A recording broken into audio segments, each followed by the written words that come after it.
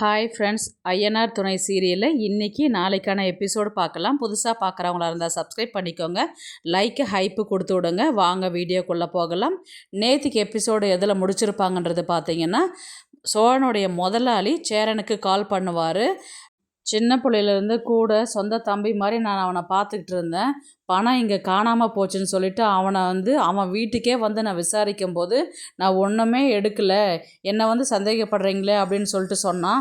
அப்போ கூட நான் அவனை நம்பிட்டு தான் வந்தேன். நான் எதுக்கும் அந்த சிசிடிவி கேமரா நான் ஃபிக்ஸ் பண்ணி வச்சுருந்தேன். நான் எதுக்கு இவங்கள நம்பாதது, எதுக்கு அது வேணும் கேமரா அப்படின்னு நினச்சேன். ஆனால் இன்றைக்கி அதுதான் எனக்கு உதவி செஞ்சுது. அவன் தான் பணத்தை எடுத்திருக்கிறான், என் பணத்தை 5 லட்சத்தை அவன் தான் திருடிட்டான் அப்படின்ற மாதிரி தான் சோழனுடைய முதலாளி சொல்லுவார். திருடிட்டானா அப்படின்னு சொல்லிட்டு சரண் கேட்டதுக்கு, ஆமாம், இப்போ தான் போலீஸில் அவனை அடித்து இழுத்துட்டு போகிறாங்கன்னு. ஐயோ, போலீஸா? எது வந்தாலும் நம்மளே பேசி தீர்த்துருக்கலாமே, எதுக்கு நீங்கள் போலீஸ்கிட்டலாம் போனீங்க அப்படின்ற மாதிரி சரண் சோழனுடைய முதலாளிக்கிட்ட கேட்பார். உடனே பின்ன அவனை சும்மா விடுவாங்களா? விசாரிக்கிற விதத்தில் விசாரித்தா தான் என் பணத்தை கொண்டு வந்து கொடுப்பான். என் பணத்தை கொண்டு வந்து கொடுக்குறதா இருந்தால் இந்த பக்கம் வா, இல்லைன்னா வராத, நான் கேஸும் வாபஸ் வாங்க மாட்டேன் நான் அப்படின்ற மாதிரி தான் சோழனுடைய முதலாளி சொல்லுவார். இந்த பிரச்சனையை பேசி தீர்த்துறதுக்கு உன் தம்பி நான் வாட்டியை தப்பு பண்ணுறான், எத்தனையோ வாட்டி தப்பு பண்ணியிருக்கிறான். இப்போ கூட ரீசெண்டாக பாண்டியனுக்கு கடை வச்சு கொடுக்குன்னு சொல்லிட்டு ஒரு 60,000 கேட்டான். அப்பயும் நம்பி எதோ கூட வேலை செய்கிறானே, நல்ல பையன் சொல்லிட்டு நான் எடுத்து கொடுத்தேன். அவன் எனக்கே விபூதி அடித்தான் பார்த்தியா அப்படின்ற மாதிரி தான் சோழனுடைய முதலாளி சொல்லுவார். அவனை நான் சும்மா விட மாட்டேன், எனக்கு என் பணம் வேணும். பணம் இருந்தால் என் ஆஃபீஸுக்கு என்கிட்ட கொடுத்துட்டு போ, பணம் இல்லாத அவனை வெளியில் விடு, அவனை காப்பாற்றுன்னு சொல்லிட்டு என் ஆஃபீஸ் பக்கம் வந்துடாத நீ அப்படின்ற மாதிரி தான் சேரன்கிட்ட அவர் சொல்கிறாரு.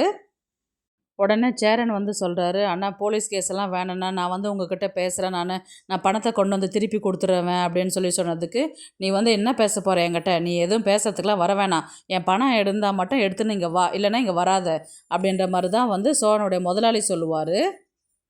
அவர் சொல்லிவிட்டு காலை கட் பண்ணிவிடுவார். உடனே நிலா சொல்லுவாங்க, ஏதோ பணம் அர்ஜென்ட்டாக ரெடி பண்ணி கொண்டு கொடுத்தாரு, அப்பயும் நான் பணம் எங்கே ஏதுன்னு கேட்டதுக்கு கடன் வாங்கினேன்னு சொன்னார். நானும் அதை யோசிக்காமல் பணத்தை வாங்கி கொடுத்துட்டேன் நான் அப்படின்ற மாதிரி நிலா சொன்னதுக்கு உடனே சேரன் என்ன சொல்லுவார்னா, பொறுப்பானவன் சொல்லி வாயை மூடலை, அதுக்குள்ளே ஒரு பிரச்சனையில் கொண்டு விடுறானே, இவனை வச்சுட்டு நான் என்ன தான் பண்ணுறது, என்ன செய்கிறான், என்ன பண்ணுறானே புரியாமல் பண்ணிகிட்டு இருக்கிறான் சோழன் அப்படின்ற மாதிரி சேரன் சொல்கிறாரு.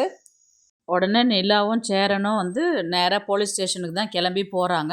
அந்த இடத்துல பார்த்தீங்கன்னா இவர் சேரன் சொல்கிறாரு, நிலா நீ வராதப்பா, நீ இங்கே இரு, நான் போயிட்டு வரேன் அப்படின்ட்டு சொல்லுவார். இல்லை நான் பரவாயில்ல, நானும் வரேன் அப்படின்னு சொல்லிட்டு வீட்டை பூட்டிட்டு கிளம்புவாங்க. அந்த இடத்துல பார்த்திங்கன்னா ஸ்டேஷனில் அவர் என்ன சொல்லுவார் சேரன்னா, போன வாரம் பல்லவனுக்காக வந்தோம், இந்த வாரம் சோழனுக்காக வரோம், வாரம் போலீஸ் ஸ்டேஷனுக்கு அலையிறதே சரியாக இருக்குது அப்படின்ற மாதிரி தான் சேரன் சொல்லுவார். உடனே சோழனை பார்க்குறதுக்கு உள்ளே போகும்போது கான்ஸ்டபிள் தான் இருப்பார். சார், என் தம்பி இங்கே அரெஸ்ட் பண்ணி கொண்டு வச்சுருக்கிறீங்களே அப்படின்ற மாதிரி கேட்டதுக்கு, அந்த திருட்டு கேஸில் உள்ளே வந்தான் அவன் தானே, அங்கே இருக்கிறான், போய் பாரு, இன்ஸ்பெக்டரை போய் பார்த்துட்டு உள்ளார போய் பாரு அப்படின்ற மாதிரி தான் சொல்லுவாங்க. இவர் இன்ஸ்பெக்டரை பார்ப்பார். சார், கொஞ்சம் நான் பேசணும் அவர்கிட்ட அப்படின்னு சொன்னதுக்கு, பேசிட்டு வாங்க அப்படின்னு சொல்லிட்டு இன்ஸ்பெக்டர் சொல்லுவார். இவர் சேரன் சோழன்கிட்ட பேசுவார். ஏன்டா சோழன், ஏன்டா இந்த மாதிரிலாம் பண்ணுற, உண்மையிலே நீ பணம் எடுத்தியாடா, என்னால் நம்பவே முடியலடா, உண்மையிலே சத்தியமாக பணத்தை எடுத்தியா நீ, உன் முதலாளி என்னென்னவோ சொல்கிறாருடா, எனக்கு ரொம்ப பயமாக இருக்குதுடா அப்படின்ற மாதிரி தான் சேரன் சோழன்கிட்ட சொல்லுவார். அவர் பதில் சொல்ல முடியாமல் நிலாவை பார்த்துட்டு அப்படியே வெக்கப்பட்டு தலையை குனிவார். இப்போது என்ன பண்ணுறதுன்னு தெரியாது. இவர் இன்ஸ்பெக்டர்கிட்ட பேசும்போது, சார் என் தம்பி சார் எதுவும் பண்ணலை சார், அவர் வெளியில் விட்டுடுங்க சார் அப்படின்ற மாதிரி கேட்டதுக்கு, 5 லட்சம் பணம் திருடி இருக்கிறான், அந்த பணத்தை திருப்பி கொடுத்துட சொல்லுங்கள், நான் விட்டுடுறேன், இல்லைன்னா கேஸ் கொடுத்தாரு இல்லையா, அவர்கிட்ட போய் கேஸை வாபஸ் சொல்லுங்கள், நான் வெளியில் அமுச்சு விட்டுறேன் அப்படின்ற மாதிரி தான் இன்ஸ்பெக்டர் சேரன்கிட்ட சொல்லுவார். உடனே நிலா என்ன பண்ணுவாங்கன்னா, அண்ணா ஒரு நிமிஷம் வாங்க அப்படின்னு சொல்லிட்டு வெளியில் போவாங்க. நேராக எதுவுமே பேசவே மாட்டாங்க, நேராக திவ்யா இருக்கிற ரூமுக்கு தான் கூட்டிகிட்டு போவாங்க. ஆனால் நீங்கள் ஒரு நிமிஷம் இங்கே ஆட்டோவில் வெயிட் பண்ணுங்கள், நான் போய் பேசிட்டு வரேன் அப்படின்னு சொல்லிட்டு உள்ளார போகும்போது திவ்யாவும் சோபனாவும் தான் வெயிட் பண்ணிட்டு இருப்பாங்க. கிளம்பி வீட்டுக்கு போகிற நேரத்தில் தான் இவங்க நிலா உள்ளார போவாங்க. திவ்யா இந்த மாதிரி ஒரு நிமிஷம் அப்படின்ட்டு கேட்டதுக்கு, என்ன நிலா ஏன் அவசரப்படுற, என்ன பிரச்சனையா, என்ன இப்படி வந்திருக்கிற, என்ன விஷயம் அப்படின்னு சொல்லி கேட்டதுக்கு, இல்லை இப்போ நான் கொடுத்த பணத்தை வந்து நீ செலவு பண்ணிட்டியா அப்படின்னு சொல்லி கேட்டதுக்கு, செலவெல்லாம் பண்ணலை, நீங்கள் திடீர்னு பணம் கொடுத்ததுனால என்ன செலவுன்றதை நாங்கள் யோசிச்சும் வைக்கல, அந்த பணம் அப்படியே தான் எங்ககிட்ட இருக்குது அப்படின்னு சொல்லிட்டு சோபனாவும் சொல்லுவாங்க. அப்படியா, தப்பாக நினச்சிக்காதீங்க, பணத்தை கொடுத்துட்டு கேட்குறது தப்பு தான், இருந்தாலும் நீங்கள் 3 பேர் ஏதோ ஆள் எடுக்கிறோன்னு சொல்லிட்டு சொன்னீங்கல்ல, அந்த ஆளாக கூட நான் ஜாயின் பண்ணிக்கிறேன், எனக்கு இந்த பிஸ்னஸ் பார்ட்னர் வேலைக்கெலாம் சரிப்பட்டு வராது, அந்த பணத்தை கொஞ்சம் திருப்பி கொடுக்க முடியுமா, தப்பாக நினச்சிக்க வேண்டாம் அப்படின்ற மாதிரி தான் வந்து நிலா சொல்லுவாங்க. திவ்யா வந்து ஏதாவது பிரச்சனையா, ஏதாவது பிரச்சனைனா சொல்லு நிலா, நான் கொடுக்குறேன் அப்படின்ற மாதிரி சொன்னதுக்கு, இப்போதைக்கு என்னால் சொல்ல முடியாது, பணம் மட்டும் கொஞ்சம் கொடுத்து விடு, நான் எதுவாக இருந்தாலும் அப்புறமேட்டு கால் பண்ணுறேன் அப்படின்ற மாதிரி தான் பணத்தை வாங்கிட்டு அங்கேருந்து கிளம்பி போவாங்க. உடனே திவ்யா வந்து ஏதோ பிரச்சனைன்னு நினைக்கிறேன், இப்போ ஏதோ கேட்க வேணாம், அவள் கொஞ்சம் கூல் ஆகட்டும், அதுக்கப்புறம் கால் பண்ணிக்கலாம் அப்படின்னு சொல்லிட்டு ஷோபனாவும் திவ்யாவும் பேசிகிட்டு இருப்பாங்க. இவங்க உடனே பணத்தை வாங்கிட்டு நேராக சேரன்கிட்ட வருவாங்க. என்னாச்சுப்பா அப்படின்னு சொல்லிட்டு கேட்டதுக்கு, அண்ணா இந்த மாதிரி நான் ஜாயின் பண்ணுற கம்பெனியோடைய இது தான் ஸ்டார்ட் பண்ணியிருந்தாங்க, இந்த கம்பெனி தான், இங்கே தான் பணம் கொடுத்துருந்தேன், நான் வரத்துக்குள்ளே எதுவும் செலவு பண்ணக்கூடாதுன்ட்டு நான் வேண்டிக்கிட்டே வந்தேன், நான் கண்டிப்பாக அதுக்கேற்ற மாதிரி அவங்களும் செலவு பண்ணல, 5 லட்சம் கிடச்சிடுச்சு, நான் வாங்க நம்ம ஸ்டேஷனுக்கு போகலாம் அப்படின்ற மாதிரி தான் வந்து போவாங்க. நேராக வந்து ஸ்டேஷனுக்கு போகாமல் சோழனுடைய முதலாளியுடைய கம்பெனி ஆஃபீஸ்க்கு தான் போவாங்க. அந்த இடத்துல வந்து இது மாதிரி சார் இல்லைங்களான்னு வர நேரம் தான் நீங்கள் உட்காருங்கன்னு சொல்லிட்டு அங்கே வேலை செய்கிற பொண்ணு சொல்லுவாங்க. இவங்க சேரனும் நிலாவும் போயிட்டு வெயிட் பண்ணும்போது சோழனுடைய முதலாளி வருவார். எதுக்கு சோழா இங்கே எதுக்கு சேரா இங்கே வந்த அப்படின்னு அவர் கேட்டதுக்கு, அண்ணா என்னை மன்னிச்சிருங்க, சோழன் இந்த மாதிரி செய்வான் நான் எதிர்பார்க்கவே இல்லை, அந்த உங்கள் பணம் என்கிட்ட கிடச்சிடுச்சு, இந்தாங்க பணம் அப்படின்ற மாதிரி தான் பணத்தை எடுத்து கொடுப்பாங்க. அதே மஞ்சள் பையில் பணத்தை போட்டு கொடுக்கும்போது, இதே பணம் தான் சேர, என் பணத்தை கொண்டு வந்து கொடுத்ததுக்கு ரொம்ப நன்றிப்பா, இதே பை தான்ப்பா, அவனை நம்பி அவன் எதிர்க்கில் தான் பணத்தை எண்ணி வச்சான், அவன் இந்த மாதிரி பண்ணுவான்னு நான் எதிர்பார்க்கவே இல்லை, இப்போ இந்த கேமரா இருந்ததுனால அவன் யாருன்றது தெரிஞ்சுது, இல்லைன்னா எனக்கு கடைசி வரையும் தெரியாதே போயிருக்கோம் எனக்கு அப்படின்ற மாதிரி தான் வந்து அவர் சொல்லுவார். உடனே நிலா வந்து, உங்கள் சூழ்நிலை எங்களுக்கு புரியுது, இருந்தாலும் அவர் பண்ண தப்பை மன்னிச்சிடுங்க, நீங்கள் கேஸை வந்து கொஞ்சம் வாபஸ் வாங்குங்க அப்படின்ற மாதிரி தான் வந்து நிலா வந்து சொல்லுவாங்க. உடனே வந்து சேரன் என்ன சொல்லுவார்னா, அவனை வேலையை விட்டு கூட நிறுத்திக்குங்க, இனி வந்து அவனை வேலைக்கு கேஸை மட்டும் வாபஸ் வாங்குங்க ப்ளீஸ்ண்ணா அப்படின்ற மாதிரி தான் வந்து அவர் கேட்பார். அதுக்கு கையெடுத்து கும்பிடும்போது, எதுக்கு கையெடுத்துலாம் கும்பிடுற, வேண்டாம் அப்படின்ற மாதிரி தான் வந்து சொல்லுவாங்க. உடனே சேரன் வந்து நிலா கிட்ட என்ன சொல்லுவார்னா, ஒரு நிமிஷம் நீ வெளியில் இருப்பா, நான் பேசிட்டு வரேன் அப்படின்ற மாதிரி தான் சொல்லுவாங்க. உடனே சேரன் வந்து அவர்கிட்ட என்ன சொல்லுவார்னா, இவங்க தான் சோழனுடைய ஒய்ஃபு, இப்போ தான் புரிஞ்சிக்கவே ஆரம்பிச்சிருக்கிறாங்க, ஆரம்பத்துலேருந்து ஏதோ சண்டை போட்டுக்கிட்டு இருந்தாங்க, இப்போ தான் வாழ்க்கைனா என்னன்றது அவங்க புரிஞ்சு வாழற நேரத்தில், இனி அவன் ஸ்டேஷன் ஜெயிலுக்குன்னு போனால் இவன் இந்த பொண்ணு வாழ்க்கை நாசமாக போயிடுனா, கொஞ்சம் யோசிச்சு முடிவு பண்ணுங்க, எதுவாக இருந்தாலும் பண்ணது தப்பு தான், நான் இல்லைன்னு சொல்ல வரல, மன்னிச்சிருங்க அப்படின்ற மாதிரி தான் வந்து சேரன் வந்து அவர் முதலாளிகிட்ட கையெடுத்து கும்பிடுவார்.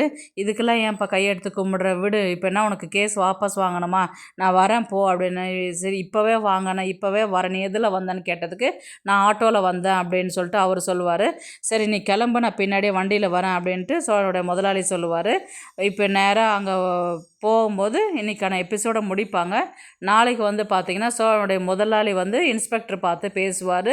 இந்த மாதிரி நான் பணத்தை திருப்பி கொடுத்துட்டாங்க சார், நான் கேஸை வாபஸ் வாங்கிக்கிறேன் அப்படின்ற மாதிரி தான் அவர் சொல்லுவார். அப்போ ஒரு ஃபார்மாலிட்டிஸ்லாம் இருக்குது, நீங்கள் அதில் சைன் பண்ணுங்கள், முடிச்சுட்டு நீங்கள் அவரை கூட்டிகிட்டு போகலாம் அப்படின்ற மாதிரி தான் வந்து இன்ஸ்பெக்டர் வந்து சொல்லுவார்.